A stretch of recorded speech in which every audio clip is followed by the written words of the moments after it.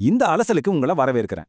ஒரு மாபெரும் தமிழ் சரித்திர நாவலின் வெற்றி ரகசியத்தை இப்போது நாம சுவாரஸ்யமா உடைச்சு பார்ப்போம் வாங்க. சரி, நேரடியா விஷயத்துக்கு வருவோம். பல தலைமுறைகளை கட்டி போட்ட தமிழ் சரித்திர ஆக்ஷன் நாவல்களின் நிஜமான மாஸ்டர் யாருன்னு உங்களுக்கு தெரியுமா? 2003ல நடந்த ஒரு ஃபோரம் விவாதத்துல கல்கிய லார்ட் ஆஃப் தி ரிங்ஸ் ரேஞ்சுக்கும் சாண்டிலியன தி மேட்ரிக்ஸ் படத்துக்கும் ஒப்பிட்டாங்க. இத பல வாசகர்கள் ஆமோதிக்கிறாங்க.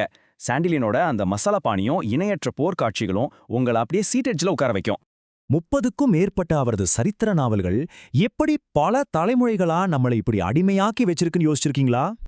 இதுக்கு முக்கிய காரணமே வாசகர்களை சுண்டி இழுக்க அவர் யூஸ் பண்ண அந்த பர்ஃபெக்டான பல்ப் ஃபிக்ஷன் ஃபார்முலா தான்.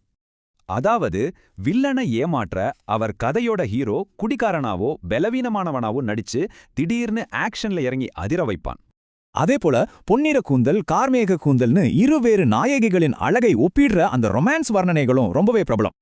இப்போ பாஷ்யம் ஐயங்கார் எப்படி ஒரு மாபெரும் சரித்திர எழுத்தாளர் சாண்டிலியனா மாறினாருங்கிற அந்த டைம்லைனை பார்ப்போம்.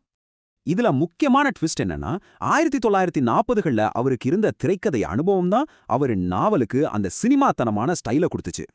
ஒவ்வொரு அத்தியாயத்தையும் பயங்கர சஸ்பென்ஸோட முடிச்சு வாரம் மேகசின் வாசகர்களை அடுத்த எபிசோடுக்காக ஏங்க வச்சிட்டாரு.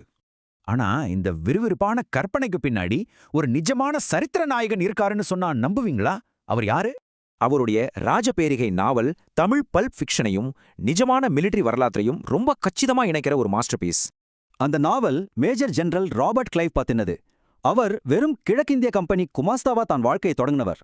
முறையான ராணுவ பயிற்சியே இல்லாமலும் கிளைவ் ரொம்ப தந்திரமான, அதே சமயம் ஈவரக்கமே இல்லாத ஒரு பிரிட்டிஷ் கமாண்டரா உருவெடுத்தாரு.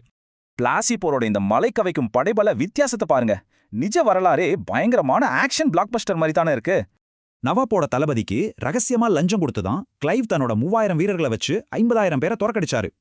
இந்த மோசமான அரசியல் தந்திரத்தால தான் கிளைவ் அதிகாரத்தை கையில எடுத்து பிரிட்டிஷாருக்கு ஒரு இந்திய சாம்ராஜ்யத்தையே உருவாக்கி தந்தார். ஆனா கடைசியில பேராசையால பெரும் செல்வத்தை குவித்து ஒரு பெரிய ஊழல்வாதியா அவரு நாடாளுமன்றத்திலேயே கடுமையா விமர்சிக்கப்பட்டார்.